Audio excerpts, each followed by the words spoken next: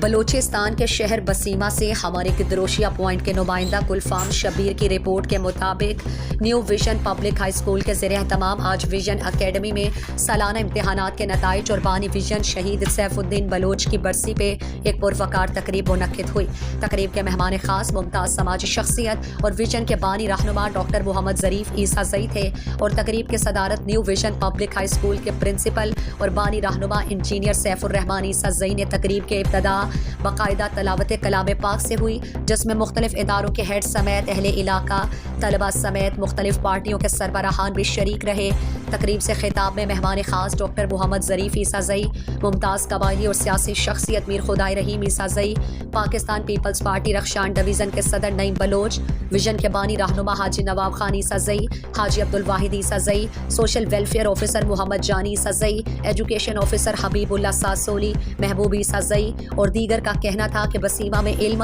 اور ذانت کی ترقی اور سربلندی کے لیے شہید سیف الدین نے ویژن کی بنیاد رکھنے کے انقلابی قدم اٹھایا جو رہتی دنیا تک یاد رکھا جائے گا، کیونکہ شہید سیف الدین وہ عظیم انسان تھے جس نے اعلیٰ تعلیم کے لیے بے پناہ محنت کر کے ایک اعلیٰ مقام تک پہنچا۔ شہید کا تعلق ایک انتہائی غریب گھرانے سے تھا جس نے اپنی زندگی کے آخری ایام سرزمین بسیما کو دے کر ایک علمی انقلاب برپا کرنے کی کوشش کی۔ اس نے ویژن کی بنیاد رکھی، سینکڑوں غریب بچوں کے مستقبل بچا کر ایک عظیم کارنامہ سر انجام دی۔ شہید اگر ہمارے درمیان موجود نہیں لیکن اس کی سوچ ہمارے درمیان نیو ویژن کی شکل میں موجود ہے۔ تقریب میں ممتاز بزرگ قبائلی رہنما Mir Nazar Muhammad Isazai, Mir Muhammad Ismail Samalani, B N P ضلعی organiser Mir Balach Khan Rodeni, A D E O Abdul Hai Muhammad Shahi, B N P Awami کے ضلعی صدر عزیز عوامی اور دیگر کئی اہم سیاسی سماجی قبائلی رہنما موجود تھے۔